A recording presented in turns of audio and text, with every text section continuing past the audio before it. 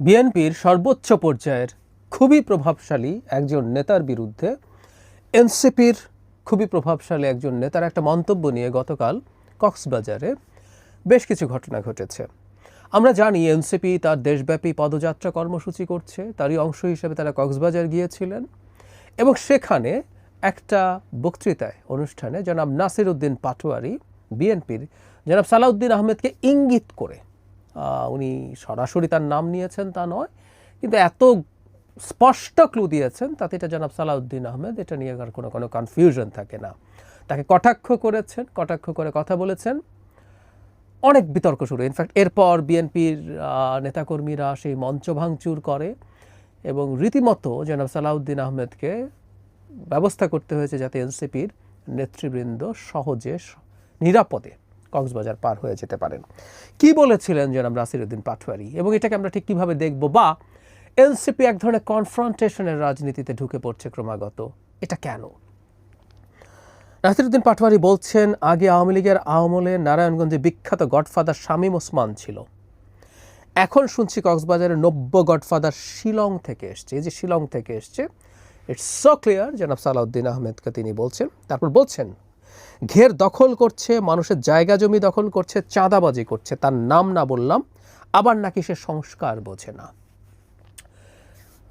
খুবই ইম্পর্ট্যান্ট একটা ব্যাপার। বিএনপির কিছু নেতা সাম্প্রতিক সময় এনসিপির নেতাদের সম্পর্কে খুবই বাজে মন্তব্য করেছেন এবং এর মধ্যে স্ট্যান্ডিং কমিটির মেম্বার আছে বা খুবই পুরনো পোড় খাওয়া নেতা আছে। কেউ কেউ এটার সাথে প্যারালাল টেনে বলছেন বিএনপি পারবে, এনসিপিকে পারবে না।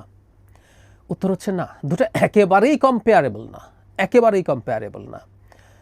এনসিপির বিশেষ ফ্লোতে ভেসে যাওয়া বলে যা বলা হয়েছে, কোনো রকম কোনো নেতার বিরুদ্ধে স্পেসিফিক ফৌজদারি অপরাধের অভিযোগ করা হয় নাই। জনাব নাসির উদ্দিন পাটোয়ারি জনাব সালাউদ্দিন আহমেদ সম্পর্কে ভয়ঙ্কর কতগুলো ফৌজদারি অপরাধের অভিযোগ করেছেন।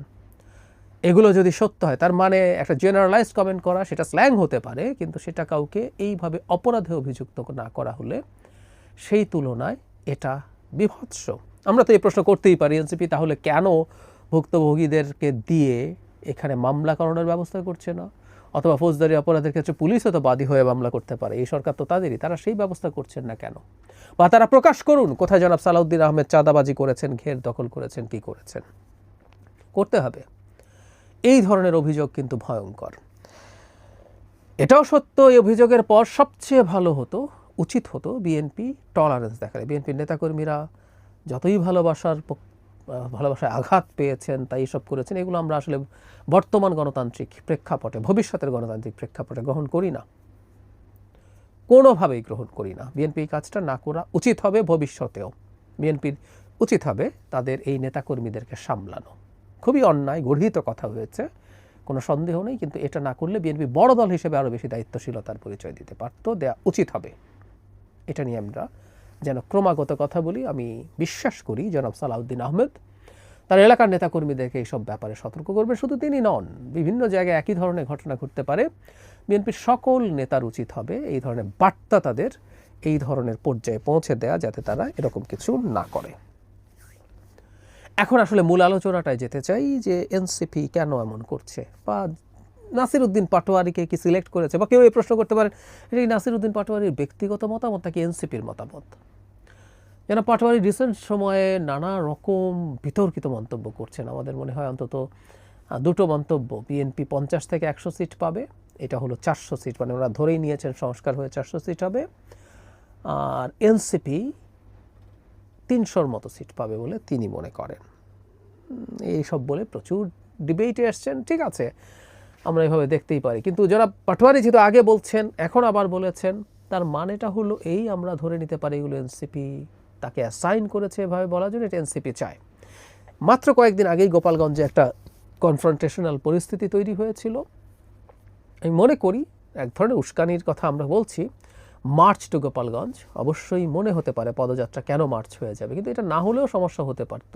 কিন্তু ওখানে একটা কনফ্রন্টেশন এবং সেটার রিয়াকশনে তারা আবার নানান কিছু বলছে, এটা তাদের রাজনীতিতে সাহায্য করছে, তাদেরকে প্রাসঙ্গিক করে রাখছে। রাজনীতিতে রেলেভেন্স ইজ ভেরি ইম্পর্ট্যান্ট। ঠিক একইভাবে এখন কক্সবাজারে এই ঘটনা ঘটার পর তারা আবার প্রাসঙ্গিক হয়ে উঠলেন। তাদেরকে নিয়ে কথাবার্তা বলছি, নেগেটিভভাবে কথা বলেও যদি কেউ বলে থাকেন সেটাও তাকে নিয়ে আলোচনাই হয়, এটাই নিয়ম। গতকাল 3টা টকশোতে পার্টিসিপেট করেছি এবং 3টাতে এনসিপি অল্পধারিতভাবে আলোচনায় এসছে, তাদেরকে নিয়ে কথা হয়েছে।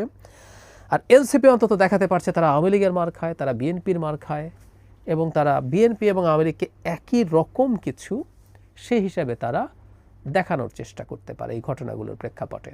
কিন্তু আমরা খেয়াল করছি যে এই দেখানোর মাধ্যমে আসলে তাদের কতটুকু বেনিফিট হবে। জনাব সালাউদ্দিন সম্পর্কে তাদের কিছুটা ক্ষোভ আছে আমি ধারণা করি, কারণ উনি সংস্কার বোঝেন না, এটাও ইঙ্গিত করেছেন জনাব পাটোয়ারি। জনাব সালাউদ্দিন আহমেদ বিএনপির হয়ে ঐক্যমত্য কমিশনে পার্টিসিপেট করছেন এবং খুবই এনগেজিং ওয়েতে করছেন। প্রতিদিন প্রতিটা সেশনে যান, পুরো সময় থাকেন, প্রচুর হোমওয়ার্ক করে যান বলে আমি এই কমিশনের সূত্র থেকেই শুনেছি বা যারা পার্টিসিপেট করেন। ফলে তিনি তার জায়গা থেকে তার দলের যে চিন্তা সেগুলো উনি ওখানে এক্সপোজ করেন, এগুলো ডিফেন্ড করেন এবং বলা বাহুল্য অনেকগুলো এনসিপির চিন্তার সাথে তাদের অ্যালাইনমেন্ট নেই। বিশেষ করে আপার হাউস প্রপোর্শনাল রিপ্রেজেন্টেশন হবে কি না, ন্যাশনাল কনস্টিটিউশনাল কাউন্সিল হবে কি না, পরে সেটা কমিটি করা হচ্ছে, এগুলো করবে কি না, এটা নিয়ে সিরিয়াস ধরনের ডিবেট আছে। সেই ক্ষোভটাই বোধ করে এখানে উগরে দেওয়ার চেষ্টা হয়েছে এই ধরনের বিভৎস অভিযোগ করে। তার মানে আমরা যে কথাটা বলতে চাইছি, এনসিপি এখন বিএনপির বিরুদ্ধে খুবই স্পেসিফিক অভিযোগ করছে। এখন এনসিপির আরেকটা জিনিস আমরা একটু যোগ করব, মানে যে জায়গাগুলো একসময় তারা ধরতেন না। জনাব তারেক রহমান সম্পর্কে একই ধরনের মতো শিলং, মানে জনাব সালাউদ্দিন আহমেদ সম্পর্কে আরেকজন নেত্রী একই রকম কথা বলেছেন, শিলং পালিয়ে গেছেন। জনাব তারেক রহমান সম্পর্কে লন্ডনকে ইন্ডিকেট করে কথা বলা হয়েছে যে কেউ ভারতে পালায় আর কেউ লন্ডনে থাকে, খুবই গুরুত্বপূর্ণ নেতা। এই ধরনের মন্তব্য জনাব তারেক রহমানকে ইন্ডিকেট করেছেন, মানে জনাব তারেক রহমান আক্রমণের জায়গায় গেছেন। শুধু সেটা না, বেগম খালেদা জিয়ার প্রতি এক ধরনের আপাত শ্রদ্ধা দেখানো এনসিপি বেগম খালেদা জিয়াকে খোঁচা দিয়েছেন।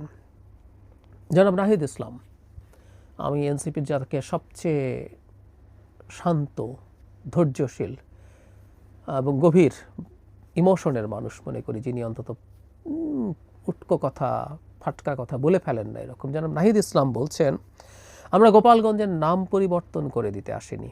স্পষ্টভাবে বেগম জিয়াকে ইন্ডিকেট করেছেন। আমাদের মনে আছে নিশ্চয়ই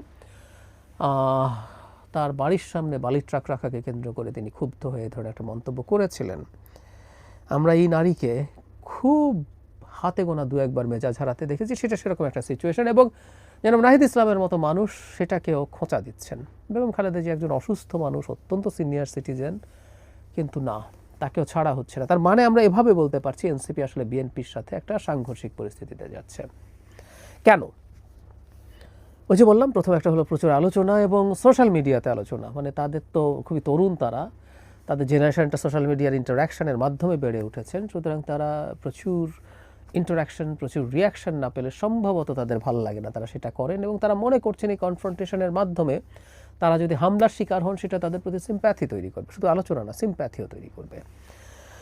আর আরেকটা ব্যাপার আমার একটু বলা দরকার বলে মনে হয়, তারা নির্বাচন পেছাতে চান, শুধু সেটাই না, তারা সম্প্রতি এই যে বিএনপির সাথে কনফ্রন্টেশন করে চাপ তৈরি করতে চাইছেন যাতে তারা বিএনপির কাছ থেকে ইলেকশনে কোনো ল্যাভারেজ পান। তাদের সিটের এক্সপেকটেশন আছে, তারা কিছু আলোচনা করেছেন সিট নিয়ে, এই ধরনের একটা আলাপ নিয়ে আমি একটা ভিডিও করেছিলাম। এবি পার্টি জনাব মুজিবুর রহমান মঞ্জু এই ধরনের একটা কথা বলেছিলেন, তিনি মানে খুব কনফিডেন্টলি বলেছেন তা না, তিনি জেনেছেন, শুনেছেন, এভাবেই বলেছেন। কিন্তু এরকম ফিসফাস আমরা শুনি, আসলে এনসিপি এটা চাইতেই পারে, তারা কোনো না কোনো জোটে তো হয়তো যাবে, সেটা কি বিএনপির সাথে যাবে নাকি জামায়াতের সাথে যাবে, এই আলাপগুলো আছে। সুতরাং বিএনপির উপরে যদি চাপ তৈরি করা যায় তাদের সিটের আন্ডারস্ট্যান্ডিংয়ের সুবিধা হতে পারে। সুতরাং এই যে তীব্র চাপ তৈরি, এটাকে এমন না যেটা চিরস্থায়ী কোনো শত্রুতার বিষয়, সেটা নাও হতে পারে, এটা এই কারণে হতে পারে। হোয়াট এভার, আমি ব্যক্তিগতভাবে মনে করি রাজনীতিতে কতগুলো রেড লাইন আছে, এটা একটা রেড লাইন ছিল, এই রেড লাইনগুলো আমরা ক্রস না করা ভালো। আমরা সমালোচনা করব, বিতর্ক করব, আমি এটা বলি যে বিএনপির সংগঠন হিসেবে কতগুলো অপরাধ বেশ কিছু মানুষজন করছে, স্পেসিফিকলি এরকম কেউকে না বলেও, যদি প্রমাণ না থাকে সেইগুলো নিয়ে তারা রাজনীতি করবেন। তারা বিএনপি খারাপ, তুমি বিএনপির কাছে যেও না, তুমি আমার কাছে আসো, এটা বলবেন। কিন্তু একটা ব্যক্তিকে নিয়ে এই ধরনের অভিযোগ, ফৌজদারি অপরাধ অভিযোগ এইভাবে করা, এটা বিভৎস। আর একটা কথা একটু যোগ করে রাখা জরুরি হবে, এই যে শিলং চলে গেছেন, শিলং পালিয়ে গেছেন, শিলং থেকে এসে মানে শিলং অবস্থান করা নিয়ে সো কল্ড খুবই they are very influential as well, কিন্তু মানে সংখ্যার দিক থেকে আমি জানি না আদতে কতটুকু ইম্প্যাক্ট তারা রাখেন। কিছু ইনফ্লুয়েন্সার আছেন তারা তার এই গুম হওয়া নিয়ে কটাক্ষ করে এবং এনসিপিও এই কটাক্ষ করছে। আমি প্রায় বলেছি যে সেই গ্রুপটার সাথে তাদের সাথে এনসিপির অ্যালাইনমেন্ট বিভিন্ন ক্ষেত্রে আমরা দেখি। মানে একটা মানুষ বর্বরতম একটা অপরাধের শিকার হয়েছেন, সেই মানুষটাকে নিয়েও তাচ্ছিল্য বিদ্রুপ করা হয়। এটা অত্যন্ত নিম্ন রুচির পরিচায়ক, অত্যন্ত নিম্ন রুচির পরিচায়ক। হতেই পারে তার সংস্কার নিয়ে আলোচনা তাদের পছন্দ হচ্ছে না, তাদের চিন্তা ভিন্ন হতেই পারে, কিন্তু তার জন্য এই জিনিসগুলোকে কটাক্ষের পর্যায়ে নামা এনসিপির মতো দলের কাছ থেকে আমরা এক্সপেক্ট করি না। মুখে অন্তত তারা নতুন বন্দোবস্তের কথা বলেন।